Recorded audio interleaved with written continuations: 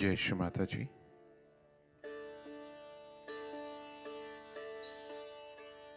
Let us all bow down to Shri Mataji. Raise our Mother Kundalini and put Bandhan.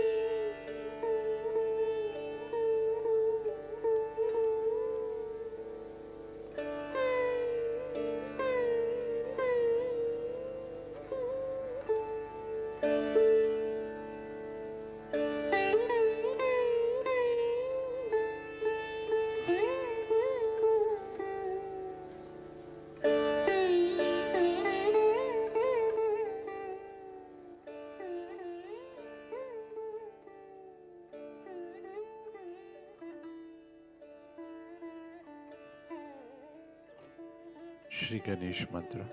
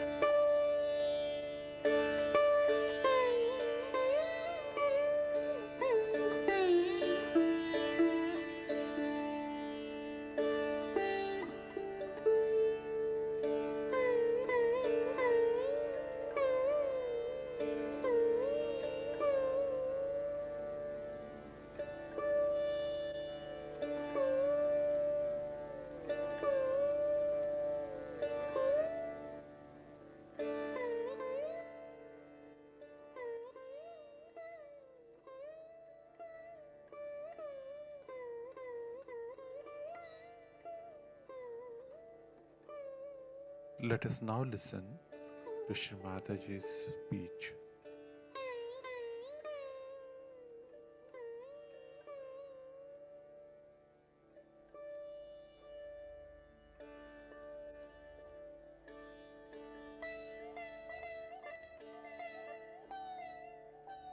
Today you all have gathered here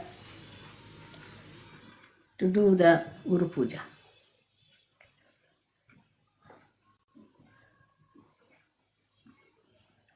Your Guru is a mother first and then a Guru. And that has given me a greater help. We have had before also many Guru Pujas, mostly in England. And you should wonder why Mother always somehow is doing Guru Puja in London. The time falls in such a way that it is in Guru Puja. I am here. During that time, I have to be in London. So many years we have been doing Guru Puja in England.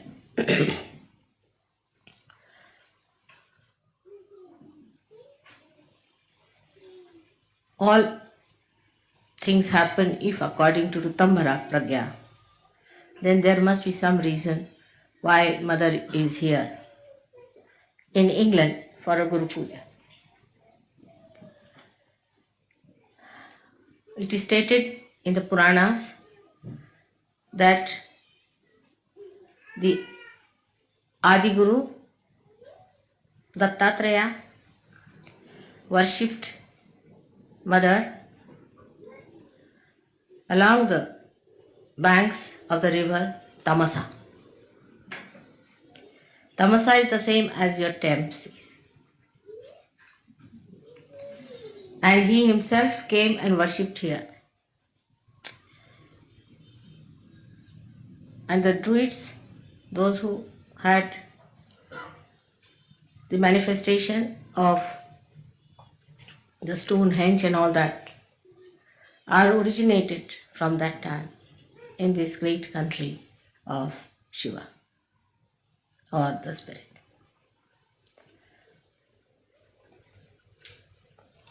So the spirit resides here as in the heart of human beings, and the Sahasrara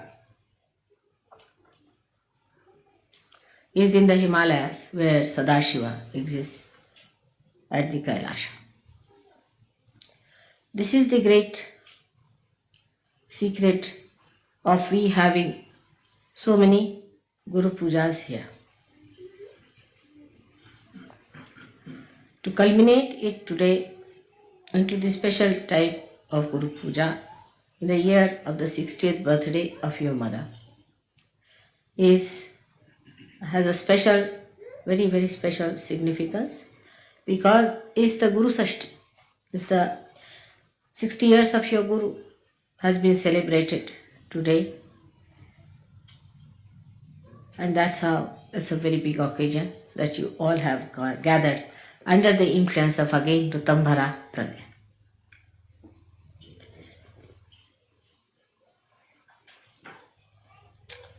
So all that has happened by the nature's own gift to you. And everything has worked out so well because that was the desire of the divine and the design of the divine. So the river Thames, which we call her as Thames, you see English have a method of making everything English. Like Bombay, they made it Mumbai was Bombay. You see, like Calcutta, like all other words was like that. Like Varanasi was made into Banaras. River Thames, which was really Tamsa, was called as Thames. Now from the name Tamsa, one should know that is a place of Tamoguna. Is a place where left-sided resided since long. So people were very worshipful, left-sided people, emotional type. And they worshipped God more than that they went into yajnas and all that. And Dattatreya lived here and meditated on the banks of river Thames.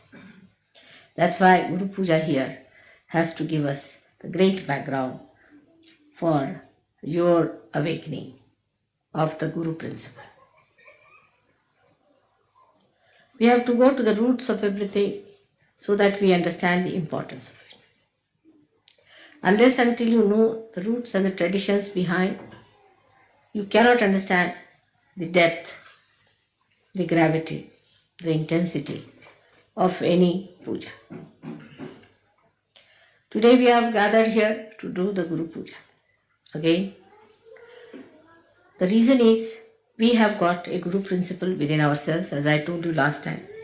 And also I have given elaborately the 10 commandments as expressed within us, which are describing the different types of essences within us.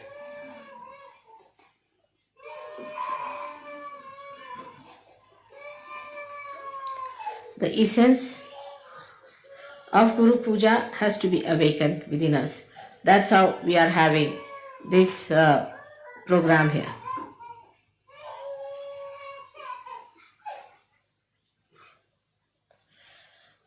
Now, it is important that we have to establish the dharma within us. Without the dharma, you cannot have the ascent. And as I have told you before, that the cleanliness of your being depends on how much dharma you follow religiously. At the time of Moses, it was worked out and all the rules and regulations were created for realized souls. But as I read in one of the books, it was very good, because if I had said this, people would not have believed, that it had to be changed. I think during the speech the children should not be here. It's better to take them out. After the speech you can bring them along. Those who make noises. Those who are quiet is all right, but those who are making noises, better to be out. If they are going to make noises, better to be out or near the door, so that if they make noises you can get out. So there is no disturbance. During the puja is all right. You could be at the gate, door, or some place from where you can go. So the laws and regulations that were given to human beings were actually for the realized souls who would understand. But when Moses must have discovered the way human beings are, he must have changed them to very strict rules, because with human beings as they are, one has to be extremely strict. They can't understand anything but fear. If you have a stick in your hand, you can put them back. Without that stick, human beings won't listen. They are only all right if there's a fear. Now if you see today, the condition of all the nations, those who are having leaders or prime ministers or presidents, they are all people extremely strict, very dominating, and very dry. And normally people like such people. Even Hitler succeeded because of that nature. So the character of a guru so far has been of a very strict nature for people who are not realized. Normally a good guru, Sadguru, he doesn't like to talk to people much. They throw stones, or they don't like to talk to people who are not realized. But if they are realized, then these gurus change their attitude towards the people who want to see them. There's a tremendous difference between a person who is realized and non-realized in the protocol of God. A man may be the king or anything, he'll be asked to sit outside. It has nothing to do with what position you enjoy. As long as he's a realized soul and not possessed, he is given the highest position. But if you are possessed, then also the guru will tell him that you get out from here, first get rid of your position and then come. And all these strict rules were there, that such and such person must be killed, such and such person must be given a punishment of cutting the hands, cutting the feet, even absolutely destroying the eyes. This was done because they were not realized souls.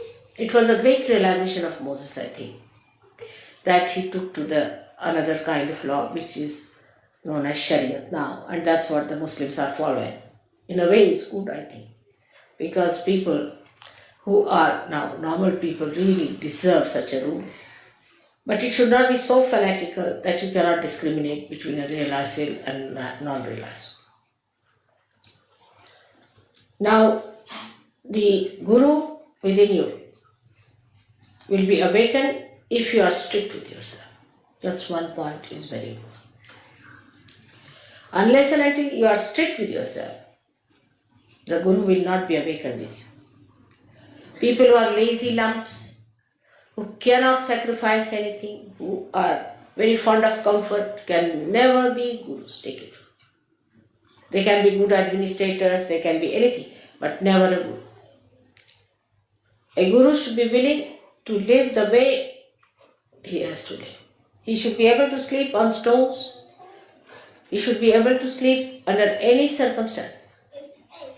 Not that the disciple should force on him, but it should be his own nature that he can adjust himself. Comfort cannot crawl on a guru. Now those who want your Guru principle to be awakened must know that you should not ask for comfort. Even for a thing like that, yesterday you saw the dancing. One has to do real tapasya.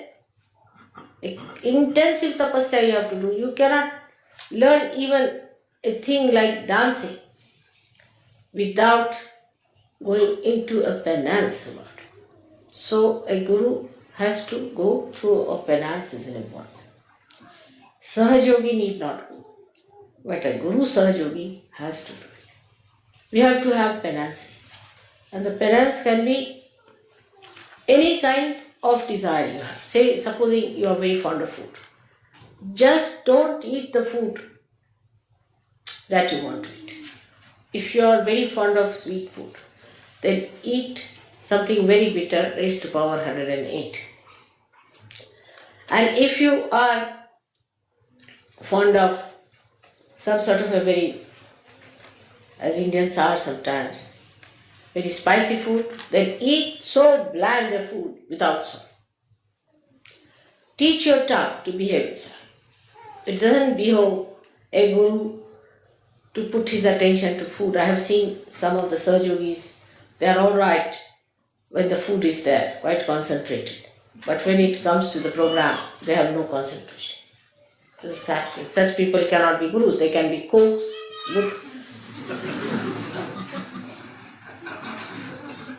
or could be food tasters or something like that. We'll suit them better. But if they have to be gurus, they must learn to control their tongue and their desire. I mean, fasting is a good thing for such people. Fasting is very good.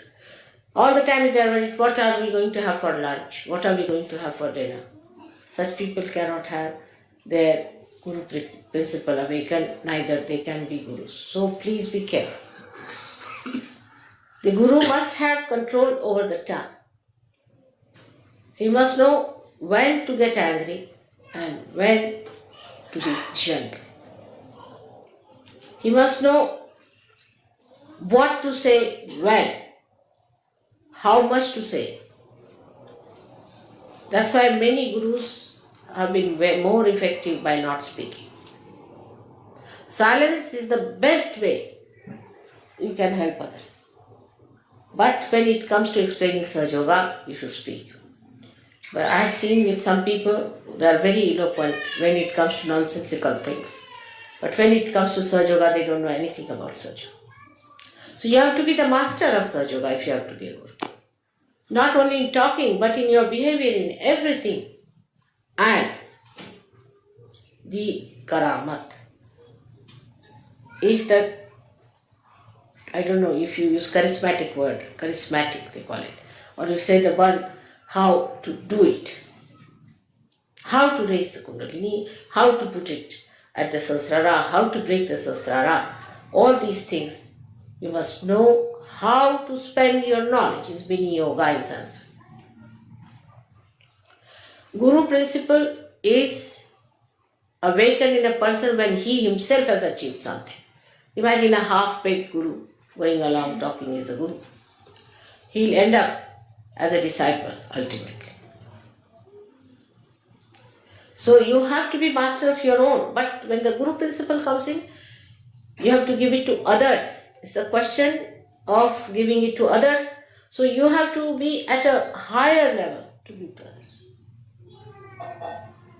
Have to be at a very high level. If you are attached to money, if you are attached to food, if you are attached to mundane things of life, you cannot give. Now the higher state than that can be achieved, which is natural in me, but can be achieved, is that you don't have to have any dependence like that any rules and regulations. Like saying that I will have no worry about food, I should fast this, that. It all ends up when you eat but don't eat. That's the state one should have. That you are eating the food, and if you ask, did you have your lunch? I don't know. Will you have your lunch? I don't know. Absolutely indifferent to the problems of the body. Where did you sleep? I don't know. What did you eat? What will you have? I don't know. This kind of a state is called the Atita state, where you go beyond. And whatever you do, you are doing it because it is to be done without paying any attention to it. It is automatic. Nothing is important. But this is, before becoming Atita, you have to tell yourself, nothing is important. You see, is a avirbhava, as they call it, is a kind of a drama you have to put in. Oh, nothing is important, this carpet is not important, I should try to sleep on the cement. First you have to do that. But after some time, it happens that you don't remember whether you slept on the cement or on a cot. Where did I sleep? I don't know. That is the Atita state. And that state is to be achieved now by many Sahaja Yogis. In a state where you go beyond. Say there is somebody who is before you and you have to get angry. All right, you give me left, right, nicely, and then you're smiling next moment. Did you get angry with that person? I don't know. Did I? Like Buddha once said something in one village, and there was a horrible fellow who got up and said lots of things to him. And when he went to the next village, the fellow felt that, oh, I should not have done that, left Vishuddhi perhaps. So went down and said, I'm sorry, sir, I've said so, and I should not have said it. I didn't know you are the enlightened one, so it happened, so you forgive me. He said, when? When did you say it? He said, in the last village. Oh, everything in the last village I left there alone. I don't know. That is the Atita state you have to get. So, even not to feel is not important. These identifications, when they drop out completely, then you are doing things in a karma state, where like sun is shining, it doesn't know it is shining. When the vibrations are flowing, you don't know it is flowing. Already it has started working in you. You are surprised, you raise the hands and the Kundalini is rising. You don't know you are raising the Kundalini actually. How do you raise it? You don't know. That's it. That state has already started Atita in you. But get it established in every walk of life, everything that you go beyond. And if you can manage that, that's the highest that you have to reach.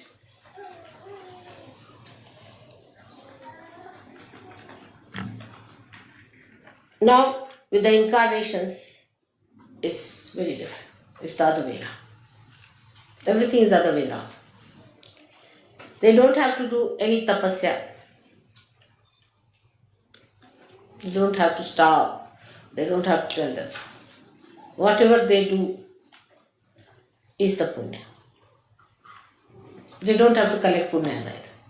If they kill somebody, it is dharma. If they hit somebody, it is the dharma. Nothing they do wrong. They are absolutely immaculate. If they deceive someone, they cheat someone, it's perfectly alright. Because for a higher goal, you have to give up this smaller goals. It's justified in our day-to-day life, you see, that when you are defending your country, there's an enemy on you. If you have to defend your country, you can slay him. You can cheat him. Diplomatically, you can befool him. It's allowed. Why? Because for a higher goal, you have to give up the smaller. But for an incarnation, it is always the higher goal. He's not bothered about smaller goals at all. He doesn't have to weigh, think, rationalize, or to train himself or do some drama or anything. It's all done. Even the movement, every movement of an incarnation has a ripple in it, which is for the good. There's nothing, not even a moment is such which is not for the good of the world. So the incarnation is a very different thing that is not to be achieved, that has to be. Now, for example, the incarnation is the bhokta, is the enjoyer. He's the enjoyer of everything. Many people say have created. Now we have a carpet here from Turkey. These carpets were created by Turkish peoples some time back for an incarnation to see. So the Utambara Pragya will bring it round in such a way that at least I see it. Or I have it. So that their souls will be blessed. So that they feel nice. Like Michelangelo has made that not for popes, I can tell you.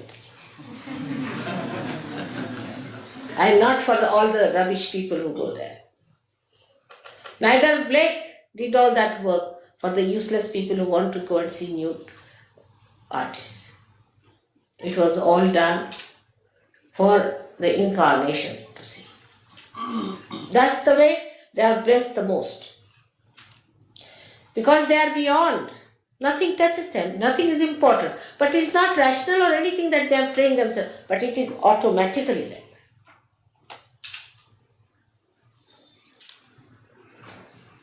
Like Sri Krishna had to marry 16,000 women. Can you imagine? In those days of monogamy, he would be prosecuted 100 times. The reason was he has 16,000 powers. And he was to be born with those 16,000 powers on this earth. And 5 elements became his queens. He had to do some justification to have them around. And as I have now Sahajogis whom I have given realization.